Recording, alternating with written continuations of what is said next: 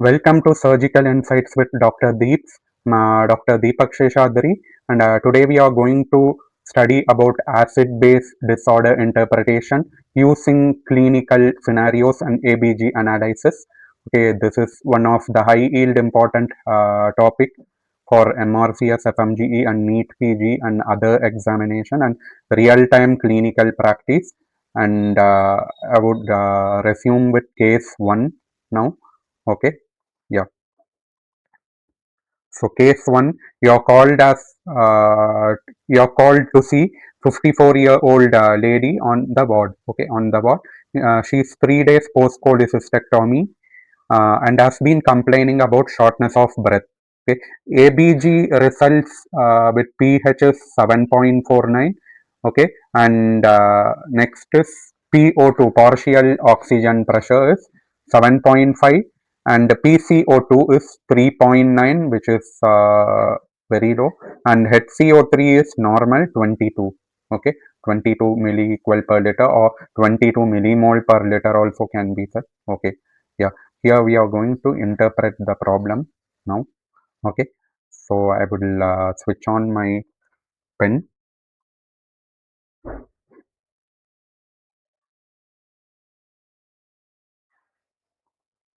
Okay, okay. First of all, here we have to learn about shortness of breath is the hinted answer. Okay, shortness of breath is the hinted answer. Hinted clue here, and based on ABG, you can see 7.49. Normal value of pH is 7.35 to 7.45, but 7.49 it has increased.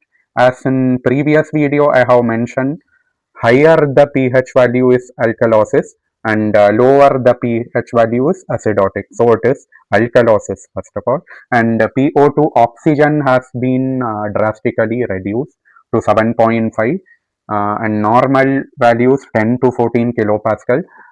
Please note that in Fmge they won't provide you the value, you have to memorize, but in MRCS and other exam they will give the reference range in bracket as per the real time scenario they will give, and you have to answer as per that. So it is easier there compared to Fmge.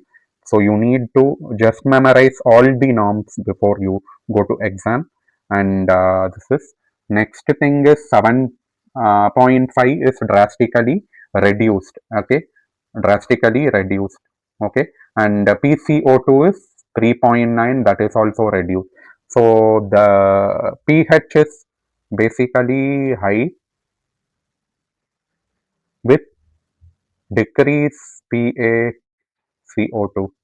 This is suggestive of respiratory alkalosis. Okay, post-operative hypoxemia. Okay, post-operative hypoxemia, and this I have to again tell you PO2 is 7.5 and PCO2 is 3.9. So this is a suggestive of pulmonary embolism. Okay, pulmonary embolism. Okay, pulmonary embolism. Hope you all understand. And going to next. Okay, next case is something like 75-year-old heavy smoker. Okay, and okay, 75-year-old heavy smoker gentleman living in the community is being assessed for home oxygen. Okay, home oxygen means something like he's hypoventilate, hypoventilation. Okay, something like his hypoventilation, and because of hypoventilation, this is O2 becomes 8, which is lower, and PCO2 is increased here. PCO2 is increased, and HC1 also, HCO3 also increased. So this is suggestive of chronic. Okay, respiratory acidosis. If acute respiratory acidosis, you should never count HCO3, it would be normal or less. But if it is chronic respiratory acidosis, the scenario is HCO3 will increase. HCO3 will increase. Okay, this is the classic pattern, classic COPD pattern. Okay, so the answer could be pH is actually looks like normal, but the value of PCO2 is 7.6 and HCO3 is 31. So the real answer could be, wait a minute, compensated, chronic, okay, compensated,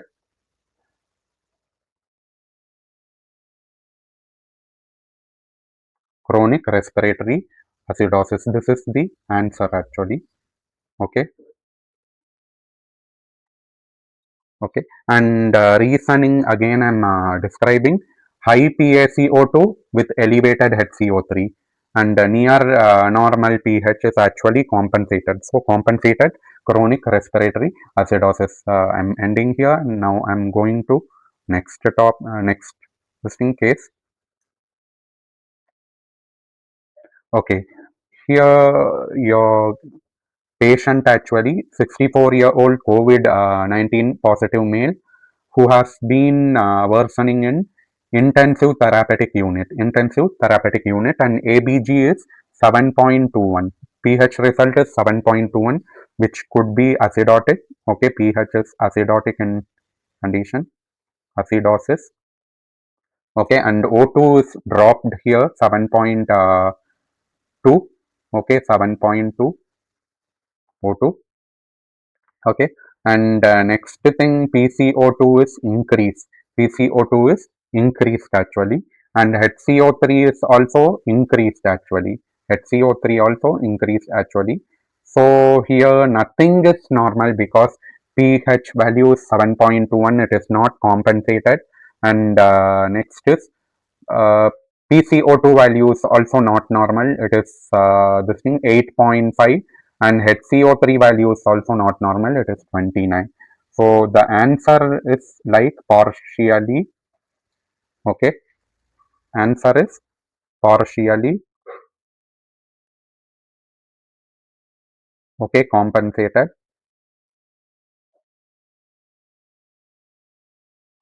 respiratory acidosis. Why? Reason is low pH, okay, with markedly elevated PaCO2 indicates respiratory acidosis, and elevated bicarbonate here shows partial renal compensation. Partial renal compensation, as HCO3 is actually from kidney, and PCO2 from lungs. You have to remember. So, okay, I'm ending this problem and I'm going to next problem.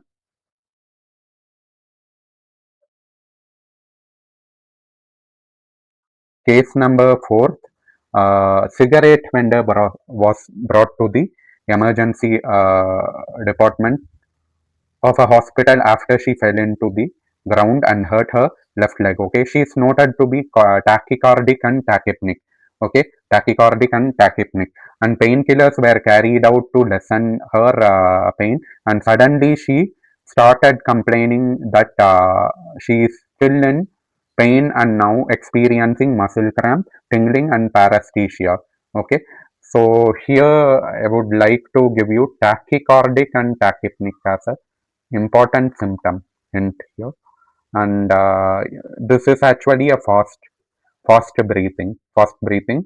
So this scenario I can guess, without ABG result I can say it is acute respiratory alkalosis. Okay, acute respiratory alkalosis due to PaO2 is increased here, so due to hyperventilation. So uh, and from the pH 7.6 is increased, and PaCO2 is 27 mmHg. Okay, normal value is like 35 to 45. Okay, 35 to 45 is normal value of PaCO2, and HCO3 is normal now. Okay, in this ABG result. So your answer is like uh, acute, okay, acute respiratory alkalosis due to hyperventilation. Okay, this is your answer. Okay,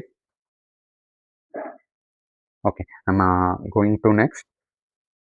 And you can see pain and anxieties here, experiencing muscle cramp, tingling, paresthesia. Causing hyperventilation explains tingling and paresthesia actually. Pain causing hyperventilation here explains tingling and paresthesia. Okay, so you have to know. Now I'm going to next slide. Okay, next slide. You have to carefully monitor. Okay, uh, here called. Okay, an elementary student was rushed to the hospital due to vomiting and decreased level of consciousness. Remember, vomiting, vomiting and decreased level of consciousness. Okay, the patient displays slow and deep Kussmaul's breathing. Kussmaul's breathing is another confusion here. So he is lethargic and irritable in response to stimulation and appears to be dehydration. Appears to be dehydration. Okay, and his eyes are sunken and mucous membrane are dry, and he has a 2 week history of polydipsia, polyuria, and weight loss. Actually, there are three scenarios at once. It is a confused this thing. Okay, it is a confused problem because Kussmaul's breathing and slow and deep breathing comes in respiratory acidosis, and next thing it comes in polyuria, polydipsia, and weight loss. Actually, suggest of diabetic ketoacidosis. Diabetic ketoacidosis. In fact, Kussmaul's breathing is also a clinical characteristic of diabetic acidosis. Okay, diabetic acidosis that comes in metabolic also, and respiratory alkalosis also it comes. You have to remember as mud piles. Okay, okay. So this is a overlapping diagnosis, and you can see here they have given one more hints here, like sodium is 126 and potassium is 5. Okay, chloride is 95 and HCO3 is 12. If they give chloride, potassium, this thing, Cl and HCO3 value along with HCO3 value, if they give this three electrolyte, they are asking straight away the anion gap to calculate anion gap, whether it is high anion gap, low anion gap, and normal anion gap. You have to know this three, whether this is based on calculating. You have to know. So first is, now I'm displaying the formula of anion gap. So anion gap formula is like, yeah, just a minute. First of all, cations. So Na plus, okay, plus K plus, and the differences with anion. Okay, and the differences with anion.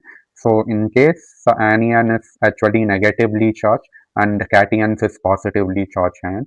So here negatively is HCO3 is minus. Okay, and the chloride is also minus. So chloride is 95 plus 12. Okay, 95 plus 12. Your answer here, sorry for this thing. Wait a minute. Okay, okay. So chloride plus HCO3. Okay, so you have to make it sodium value is 126 and potassium value is 5 millimole. So 126 plus 5, it is 131. Okay, and minus chloride is just a minute. Chloride is 95. Okay, plus HCOL is 12. 95 plus 12. You will be getting like remember 1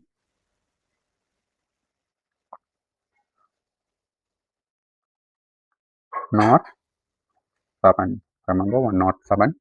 Okay, and now the answer is 24 milli equal per liter. This is the answer actually, and you would be I have to categorize into 3 more distinct point here.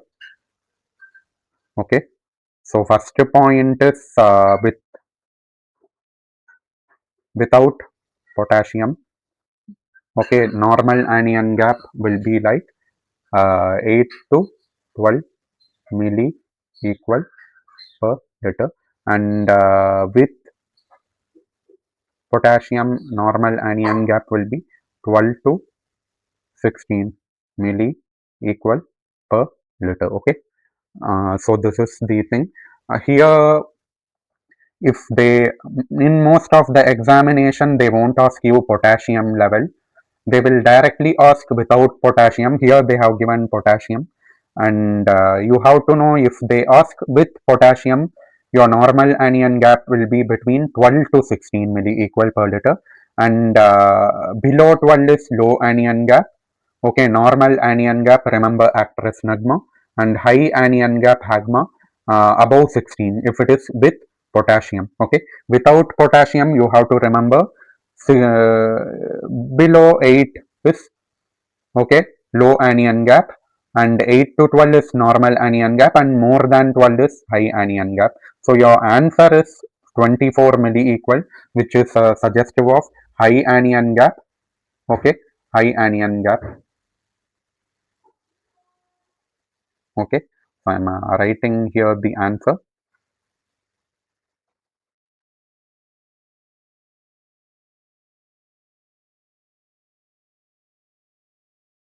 Metabolic acidosis. This is actually a confused problem. Okay, so key you have to remember like dehydrated comes in acidosis, and again polydipsia, polyuria, and weight loss. This is a sign of electrolyte loss and other thing. Urine very low, most frequently urination, polyuria, and next is weight loss. So this comes in metabolic acidosis. So based on ABG results, 7.07 actually pHs, and PaO2 is normal. Okay, there is no respiratory this thing here compromise, but scenario is confusing, not to be confused. Okay, and PaCO2 is 23, which is decreased. Okay, this is decreased, and HCO3 is 12 actually metabolic acidosis, and they have given this thing, what to say, sodium, potassium, and chloride value. If they give sodium, potassium, chloride, it is obviously anion gap they are telling you to calculate. And here the thing is Kussmaul's breathing is also seen in this thing, metabolic, okay, acidosis, okay, acidosis, mud piles actually, okay, just see, okay, actually confused with respiratory alkalosis, metabolic acidosis, both together it's overlapping this present scenario, not to get confused. Just go and see. If you're not getting a small hint, you can still solve the ABG and directly go back to solve the answer. Okay, now I'm going to next.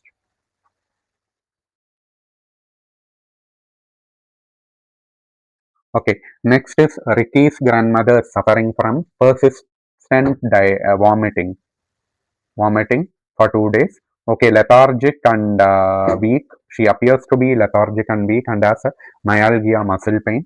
Okay, she is noted to have a dry mucous membrane, and capillary refills retakes more than 4 seconds, and she is diagnosed as having a gastroenteritis and dehydration, and ultimately persistent vomiting.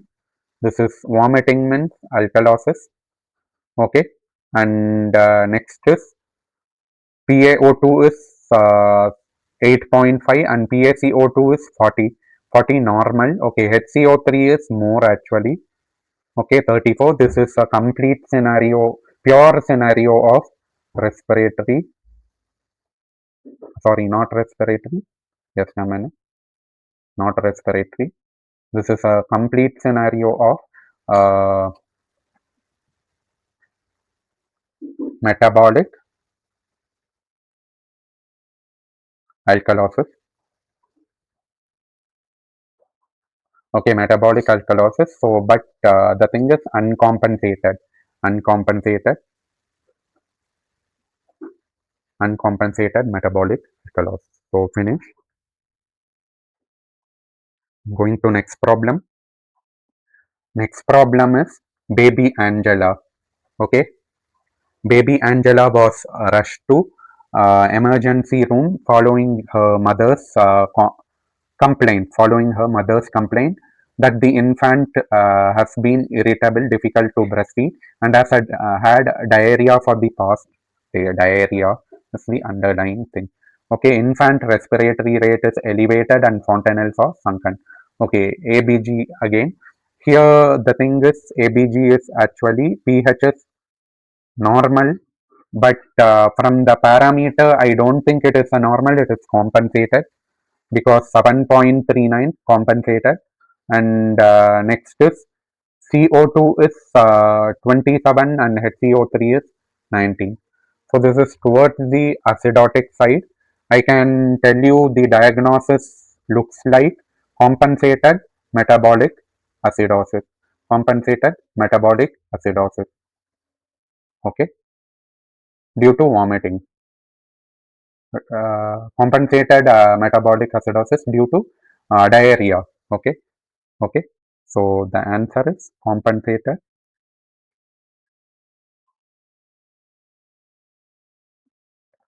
metabolic acidosis due to diarrhea. Okay, this is the answer. Okay,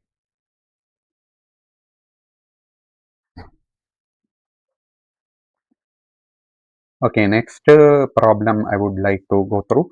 Which of the following blood gas listed below is most likely to fit with a patient who has a acute respiratory acidosis? Acute respiratory acidosis. Here we are going to do one by one interpretation. First of all, so 7.57, 7.57 is something like pH is increased here, so it is alkalosis.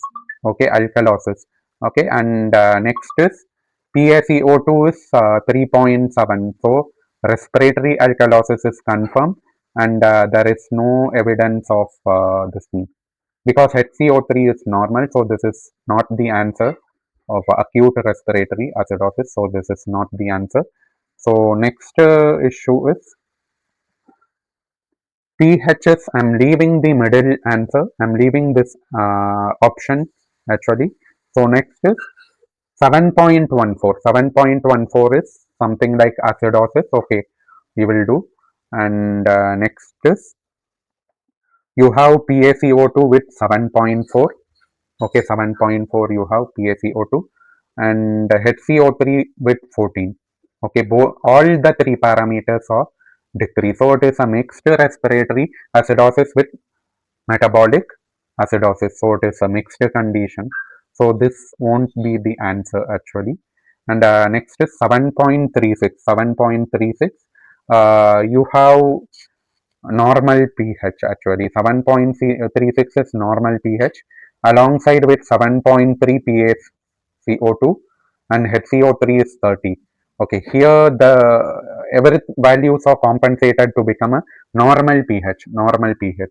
So your answer here is chronic compensated respiratory acidosis, because pH is towards the acidotic value, so this is also not the answer.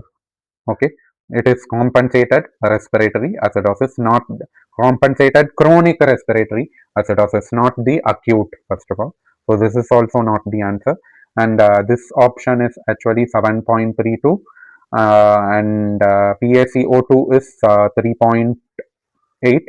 Okay, and HCO3 is 19.1. Okay, 19.1. This is again metabolic acidosis with respiratory compensation. Okay, metabolic acidosis. Okay, so 7.32 acidotic site, and HCO3 is 19.1 acidotic site, and again compensation, there is 3.8 respiratory compensation. So this is also not the answer. Ultimately, second option is the answer here. So as 7.19, okay, as pH, and PaCO2 is like 10.2, which is elevated, and HCO3 is normal. So this is the acute respiratory acidosis. So this is the answer. Okay, so hopefully you understood, and we are going to study the next thing.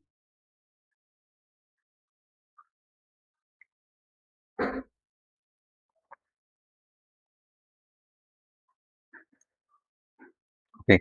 Next is a 17-year-old patient presents to accident and emergency, complaining a tight feeling in their chest, shortness of breath, okay, as well as some tingling in their finger, okay, and around their mouth. Okay, there is no significant past medical history, and are not on any regular medication. ABG is performed on patient whilst they are breathing room air. They are breathing room air. First of all, their breathing room air is something like hyperventilation, and you have given shortness of breath. Okay, shortness of breath, and this is like 14 kilopascal. Actually, they are breathing in room air, 14 kilopascal. So there is a high oxygen value. Okay, and 7.49 is actually pH is 7.49, which is alkalosis. Alkalosis. Okay, PaCO2 is 3.2. Okay, and kilopascal. Okay, and HCO3 is 20. So ultimately this is a uncompensated, okay, respiratory alkalosis, uncompensated respiratory alkalosis due to hyperventilation. Okay, due to hyperventilation. Okay, that's all. We finished the problem.